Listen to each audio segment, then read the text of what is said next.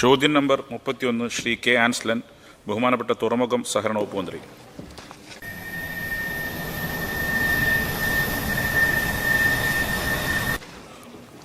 Sir, വിഴിഞ്ഞം അന്താരാഷ്ട്ര തുറമുഖം പ്രധാനമായും ഒരു ആഴക്കടൽ കണ്ടെയ്നർ ട്രാൻസ്ഷിപ്മെൻറ്റ് പോർട്ടാണ്. തുറമുഖത്ത് കൈകാര്യം ചെയ്യുന്ന ചരക്കുകളുടെ ഏകദേശം 16% കരമാർഗം നടക്കുമെന്ന് കണക്കാക്കുന്നു. ഇതിനായി റോഡ് സംവിധാനവും റെയിൽവേ സംവിധാനവും വിഭാവനം ചെയ്തിട്ടുണ്ട്. റോഡിൻ്റെ പണികൾ അന്തിമഘട്ടത്തിലാണ്. റെയിൽവേയുടെ പണികൾക്ക് പാരിസ്ഥിതിക അനുമതി ലഭിക്കുകയും അതിൻ്റെ പ്രോജക്റ്റ് റിപ്പോർട്ട് ദക്ഷിണ റെയിൽവേ അംഗീകരിക്കുകയും ചെയ്തിട്ടുണ്ട്. റെയിൽവേയുടെ നിർമ്മാണത്തിനാവശ്യമായ സ്ഥലത്തിൻ്റെ ഏറ്റെടുക്കൽ നടപടി നടന്നുവരുന്നു. ബി, തുറമുഖത്തെ NH-66 ബന്ധിപ്പിക്കുന്ന 1.7 കിലോമീറ്റർ റോഡിൻ്റെ പണികൾ അന്തിമഘട്ടത്തിലാണ്. NH ബന്ധിപ്പിക്കുന്ന ജംഗ്ഷൻ്റെ രൂപരേഖയ്ക്ക് അംഗീകാരം നൽകുന്നതിന് ചീഫ് സെക്രട്ടറി അധ്യക്ഷനായുള്ള പ്രോജക്റ്റ് ഇംപ്ലിമെൻറ്റേഷൻ കമ്മിറ്റി ശുപാർശ ചെയ്തിട്ടുണ്ട്. എന്നാൽ ഇത് പൂർത്തീകരിച്ച് പ്രവർത്തനക്ഷമമാക്കുന്നവരെ ചരക്ക് നീക്കത്തിനുള്ള ഒരു താൽക്കാലിക സംവിധാനം സംബന്ധിച്ച ചർച്ചകൾ NH അധികാരികളുമായി നടന്നു വരുന്നു. സി, നിർദ്ദിഷ്ട ഭൂഗർഭ പാതയുടെ DPR ദക്ഷിണ റെയിൽവേയുടെ അംഗീകാരം ലഭിച്ചിട്ടുണ്ട്. തുടർന്ന് ചീഫ് സെക്രട്ടറി അധ്യക്ഷനായിട്ടുള്ള പ്രോജക്റ്റ് ഇംപ്ലിമെൻറ്റേഷൻ കമ്മിറ്റിയുടെ അംഗീകാരം നൽകുന്നതിന് ശുപാർശ ചെയ്തിട്ടുണ്ട്. ഡി, നിർദ്ദിഷ്ട ഭൂഗർഭ റെയിൽവേ പാത വഴി ബാലരാമപുരം സ്റ്റേഷൻ തുറവുമായി ബന്ധിപ്പിക്കുന്നതിന് ബാലരാമപുരം, അതിയന്നൂർ, പള്ളിച്ചൽ, വിഴിഞ്ഞം എന്നീ 4 വില്ലേജുകളിലായി ആകെ 5.53 ഹെക്ടർ സ്ഥലം ഏറ്റെടുക്കേണ്ടതായി വരുന്നു. ഇതിനായി ഏകദേശം 198 കോടി രൂപയുടെ ചെലവാണ് പ്രതീക്ഷിക്കുന്നത്. ശ്രീ കെ ആൻസ്ലൻ. സർ, കേരളത്തിൻ്റെ ഡ്രീം പ്രോജക്റ്റ് വിഴിഞ്ഞം പദ്ധതി യാഥാർത്ഥ്യമാകാൻ വേണ്ടി പോവുകയാണ്. നമുക്കറിയാം, വലിയ വൈതരണികളാണ് കഴിഞ്ഞ 8 വർഷക്കാലം ഈ പ്രോജക്റ്റിൻ്റെ നടത്തിപ്പുമായി ബന്ധപ്പെട്ട് ഗവൺമെൻറ് നേരിടേണ്ടി വന്നിട്ടുള്ളത്. തീരദേശത്ത് ആഞ്ഞടിച്ച ഓഗി ചുഴലി കൊടുങ്കാറ്റ്, അതിനുശേഷം വന്ന പ്രളയങ്ങൾ, അതുപോലെ തന്നെ കോവിഡ് മഹാമാരി തുടങ്ങിയിട്ടുള്ള 4 വർഷക്കാലത്തെ പ്രതിസന്ധികൾ നിൽക്കുമ്പോഴും ഈ പ്രോജക്റ്റ് യാഥാർത്ഥ്യമാക്കുന്നതിന് വേണ്ടിയുള്ള പ്രവർത്തനങ്ങളുമായി ഗവൺമെൻറ് മുന്നോട്ട് പോയിരുന്നു. അതിനിടയിലാണ് തീരദേശവാസികളായിട്ടുള്ള പാവപ്പെട്ട ജനങ്ങളെ കോൺഗ്രസ് തന്നെ സ്പോൺസർ ചെയ്തുകൊണ്ടൊരു സമരം നടത്തി അക്രമത്തിലേക്ക് കൊണ്ടുപോകുന്നതിനുള്ള ശ്രമങ്ങളെ ചെറുത്ത് പരാജയപ്പെടുത്തിക്കൊണ്ടാണ് അവിടെ പ്രൊജക്ട് മുന്നോട്ട് പോകുന്നത്. സാർ, എന്റെ ചോദ്യം, പ്രൊജക്ടിന്റെ തൽസ്ഥിതി എന്താണ്? എന്നത്തേക്ക് പദ്ധതി കമ്മീഷൻ ചെയ്യാൻ കഴിയും എന്നറിയിക്കാം. സർ, പ്രോജക്റ്റിന്റെ തൽസ്ഥിതി ഡ്രഡ്ജിംഗ് ആൻഡ് റിക്ലമേഷൻ 98% പൂർത്തീകരിച്ചിരിക്കുന്നു. ബ്രേക്ക് വാട്ടർ 81% പൂർത്തീകരിച്ചിരിക്കുന്നു. ബർത്ത് 92% പൂർത്തീകരിച്ചിരിക്കുന്നു. കെട്ടിടങ്ങൾ 94%, കണ്ടെയ്നർ യാർഡ് 74%, പദ്ധതി ഉപകരണങ്ങൾ ക്രെയിനുകൾ 91%, ഗേറ്റ് സമുച്ചയം റോഡും 70%. പദ്ധതിയുടെ ആകെ പുരോഗതി 88%. ജൂണിൽ അവസാനം എത്തുമ്പോഴേക്ക് ട്രയൽ എടുക്കാൻ കഴിയുമെന്നാണ് പ്രതീക്ഷിക്കുന്നത്. സാർ, പദ്ധതിയോടനുബന്ധിച്ച് നിർമ്മിക്കാൻ ഉദ്ദേശിക്കുന്ന ഫിഷ് ലാൻഡിംഗ് സെന്റർ, നിലവിലെ ഫിഷിംഗ് ഹാർബറിന്റെ നവീകരണത്തിന്റെ പുരോഗതി വിശദീകരിക്കാമോ? സാർ, ഇത് സംബന്ധിച്ച് തുറമുഖത്തിൻ്റെ അധികൃതരും അതേപോലെ തന്നെ ഫിഷറീസ് ഡിപ്പാർട്ട്മെൻറ്റിൻ്റെ ഉദ്യോഗസ്ഥ പ്രമുഖരും തൊഴിലാളി സംഘടനകളുമെല്ലാമായി ഞങ്ങൾ 2-3 റൗണ്ട് ചർച്ചകൾ കഴിഞ്ഞു. ഇന്ന് അവസാനമായി ഉച്ച കഴിഞ്ഞ് ഇത് സംബന്ധിച്ച് തീരുമാനമെടുക്കുന്നതിന് വേണ്ടി യോഗം ചേരുന്നുണ്ട്. ആ നിലയ്ക്ക് ആ കാര്യത്തിന് പരിഹാരമുണ്ടാകും. Shri M V Govindan master.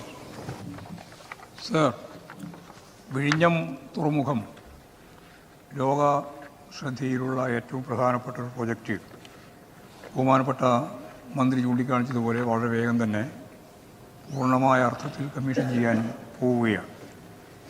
അതുമായിട്ട് ബന്ധപ്പെട്ട് നമ്മുടെ ഈ കേരളത്തിൻ്റെ പൊതുവും തിരുവനന്തപുരത്തിൻ്റെ പ്രത്യേകതയും കണക്കിലെടുത്തുകൊണ്ടുള്ള നഗരവികസനവുമായിട്ട് ബന്ധപ്പെട്ട പദ്ധതികൾ എങ്ങനെയാണ് ഈ തുറമുഖ വികസനവുമായിട്ട് ബന്ധപ്പെടുത്താൻ ഉദ്ദേശിക്കുന്നത്? മിനിസ്റ്റർ. സംബന്ധിച്ച് പല രൂപത്തിലുള്ള ചർച്ചകൾ നടന്നു വരുന്നു.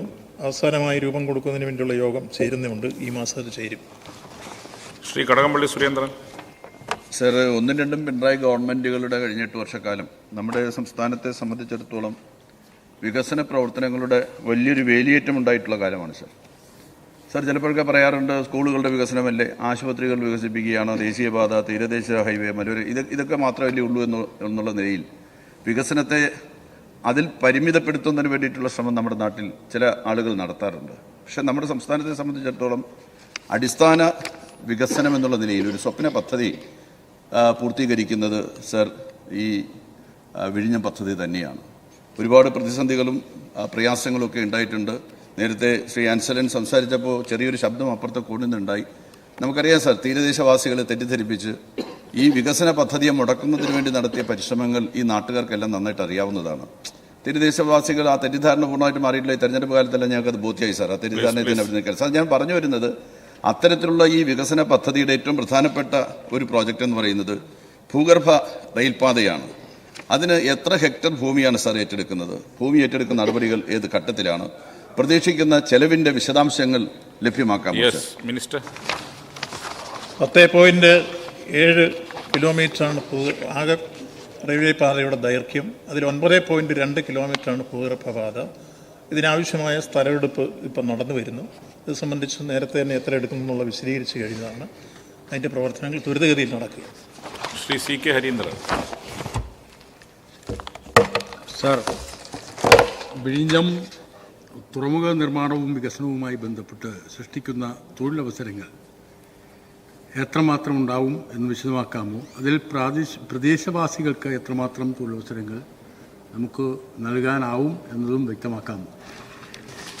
പൊതുവിൽ തൊഴിലവസരങ്ങളെ സംബന്ധിച്ചുള്ള കണക്കുകൾ ഇപ്പോൾ കൃത്യമായി പറയാൻ കഴിയില്ലെങ്കിലും പദ്ധതി പൂർണ്ണമാകുമ്പോഴേക്ക് ഏതായാലും 2500-ലേറെ തൊഴിലവസരങ്ങൾ ഉണ്ടാകുമെന്ന് കണക്കാക്കപ്പെടുന്നു. അത് പ്രത്യക്ഷമായും പരോക്ഷമായും വരുമ്പോൾ അത് ആയിരക്കണക്കിന് വർദ്ധിക്കാം. ഇതിൽ നല്ലൊരു ശതമാനം പരിസരവാസികൾക്ക് വേണ്ടി സംവരണം ചെയ്യുമെന്നുള്ള കാര്യത്തിൽ സംശയമില്ല. നേരത്തെ തന്നെ ധാരണയായിട്ടുണ്ട്. Shri M Vincent. വിഴിഞ്ഞം തുറമുഖ പദ്ധതിയുമായി ആലോചിക്കുമ്പോൾ നമ്മുടെ മുൻ മുഖ്യമന്ത്രി ഉമ്മൻചാണ്ടി സാറിനെ സ്മരിക്കാതെ നമുക്ക് കടന്നു പോകാൻ കഴിയില്ല. അദ്ദേഹത്തിൻ്റെ നിരന്തരമായ ശ്രമങ്ങളുടെ ഫലമായിട്ടാണ് ഈ പദ്ധതി യാഥാർത്ഥ്യമായിട്ടുള്ളത്. അന്ന് വിഭാവന ചെയ്ത് 2019 പൂർത്തീകരിക്കാനാണ്. 2024 ആയപ്പോഴും നമ്മൾ പൂർത്തീകരണത്തിൻ്റെ അന്തിമഘട്ടത്തിൽ നിൽക്കുന്നേ ഉള്ളൂ. ചോദ്യത്തിലേക്ക് എൻ്റെ പ്രധാനപ്പെട്ട ചോദ്യം, ഇവിടെ ഭൂഗർഭ റെയിൽപാതയെക്കുറിച്ച് ബഹുമാനപ്പെട്ട മന്ത്രി സൂചിപ്പിക്കുകയുണ്ടായി. നേരത്തെ ഉപരിതലത്തിലൂടെയുള്ള റെയിൽപാതയെ സംബന്ധിച്ചിട്ടുള്ള പഠനങ്ങൾ നടത്തുകയും ഒരു എസ്റ്റിമേറ്റ് കണക്കാക്കുകയും ചെയ്തിട്ടുണ്ട്. ഉപരിതല റെയിൽവേയുടെ എസ്റ്റിമേറ്റിനേക്കാൾ അധികരിച്ച തുകയാണ് ഭൂഗർഭ റെയിൽവേ.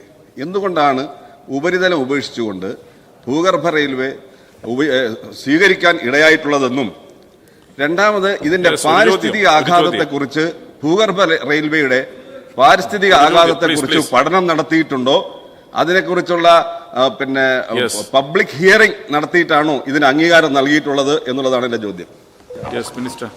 പരിസ്ഥിതി ആഘാത പഠനം നടത്തിയിട്ടുണ്ട്. ഇത് സംബന്ധിച്ച് ഹിയറിംഗ് നടത്തി അതിന് അന്തിമ അനുമതി ആയിട്ടുണ്ട്. ചില ഉപാധികളോട് കൂടിയാണ് അതിന് അനുമതി തന്നിട്ടുള്ളത് എന്ന കാര്യം എടുത്തു സൂചിപ്പിക്കുന്നു. Shri K V Sumesh. പദ്ധതി നമ്മുടെ സംസ്ഥാനത്തിൻ്റെ ഭാവി വളർച്ചയിൽ വളരെ മൂല്യവത്തായ സംഭാവന നൽകാൻ പോകുന്ന ഒരു പദ്ധതിയാണ്. ആ പദ്ധതിക്ക് വേണ്ടി ശക്തമായി ഇടപെടുന്ന മുഖ്യമന്ത്രിയും ഗവൺമെൻറ്റിനെയും എല്ലാം അഭിനന്ദിക്കുകയാണ്. സാർ, എൻ്റെ ചോദ്യം, മലബാർ വളരെ പ്രതീക്ഷയോടെ നോക്കുന്നൊരു പദ്ധതിയാണ് മലബാർ ഗ്രീൻഫീൽഡ് ഇൻ്റർനാഷണൽ പോർട്ട് എന്നത്. അത് നമുക്ക് ഈ സാമ്പത്തിക വർഷം തന്നെ ആരംഭിക്കാൻ കഴിയുമോ എന്നുള്ളതാണ് സാർ എൻ്റെ ചോദ്യം. മാരിടൈം ബോർഡ് കൂടി ആ പ്രശ്നം ചർച്ച ചെയ്തിട്ടുണ്ട്. കേരളത്തിലെ മാരിടൈം ബോർഡിൻ്റെ കീഴിൽ 17 തുറമുഖങ്ങളിൽ 4 പ്രവർത്തന സജ്ജമാക്കി മുന്നോട്ട് കൊണ്ടുപോകുന്ന തീരുമാനങ്ങളും എടുത്തിട്ടുണ്ട്. ഈ കാര്യത്തിൽ മുൻഗണന അതിന് കൊടുത്തിട്ടുണ്ട് എന്ന കാര്യം അറിയിക്കുക. ശ്രീ വി ജോയ്. സാർ, ഈ വിഴിഞ്ഞം പദ്ധതി യാഥാർത്ഥ്യമാകുമെന്നുള്ളത് എല്ലാവർക്കും അറിയാം. ആ സാഹചര്യത്തിൽ അങ്ങയുടെ വിശദീകരിക്കുകയുണ്ടായി. ഈ നിർദ്ദിഷ്ട ഭൂഗർഭ പദ്ധതിയുമായി ബന്ധപ്പെട്ട് വ്യാപകമായിട്ടുള്ള അസത്യങ്ങൾ, ആശങ്കകൾ ജനങ്ങളുടെ ഇടയിലേക്ക് പരത്തുകയാണ്. ഇത് ബാലരാമപുരത്തുനിന്ന് ആരംഭിച്ച് ഇപ്പോൾ അവിടെ നിലവിലുള്ള ചെറിയ ഒരു ഹാർബറുണ്ട്. ആ ഹാർബറിലേക്കാണ് ഇത് ചെന്ന് അവസാനിക്കുന്നത്. അപ്പോൾ ഇത് വരുന്നതോടുകൂടി ഹാർബർ തന്നെ ഇല്ലാതാകുന്നു എന്ന വലിയ ആശങ്ക ഞങ്ങളാണിതിൻ്റെ കൊണ്ടുവന്നതിൻ്റെ ആളുകളെന്ന് പറയുന്ന ആളുകൾ തന്നെ രഹസ്യമായി ഇറക്കി വിടുകയാണ്. അപ്പോൾ അതുകൊണ്ട് എന്താണ് അതിൻ്റെ ഒരു പൂർണ്ണമായിട്ടുള്ള വസ്തുത? നമ്മൾ ഈ ഹാർബർ നശിച്ചു പോകുമോ, അല്ലെങ്കിൽ അതിനുള്ള സംവിധാനം അവിടെ തുടർന്നുണ്ടാകുമോ എന്നുള്ളതാണ് എൻ്റെ ചോദ്യം. ഇത് നടക്കാതിരിക്കുന്നതിന് വേണ്ടി ഇവിടെ സൂചിപ്പിക്കപ്പെട്ടതുപോലെ പല രൂപത്തിലുള്ള അപവാദ പ്രചരണങ്ങളും ദുഷ്പ്രചരണങ്ങളും എല്ലാം നടത്തിയെങ്കിലും 1-2 പിണറായി സർക്കാർ ഈ കാര്യത്തിൽ ഒരു വിട്ടുവീഴ്ചയും കൂടാതെ ത്വരിതഗതിയിൽ നടപ്പാക്കാൻ വേണ്ടിയുള്ള എല്ലാ പരിശ്രമങ്ങളുമായി മുന്നോട്ട് പോയി ഈ 2024 അത് കമ്മീഷൻ ചെയ്യുമെന്നും ഈ സഭയ്ക്ക് ഉറപ്പ് നൽകുകയാണ്. അതോടൊപ്പം തന്നെ ഇപ്പോൾ ഭൂഗർഭവാദം വന്ന് ഹാർബറിൻ്റെ അവിടെ വന്ന് തൊഴിൽ നഷ്ടപ്പെടുമെന്ന അപവാദ പ്രചരണവും അടിസ്ഥാനരഹിതമാണ്. അങ്ങനെ ഒരു സംഭവം ഉണ്ടാവില്ല. അവിടുന്ന് മുകളിലേക്കാണ് വീണ്ടും പോവുക.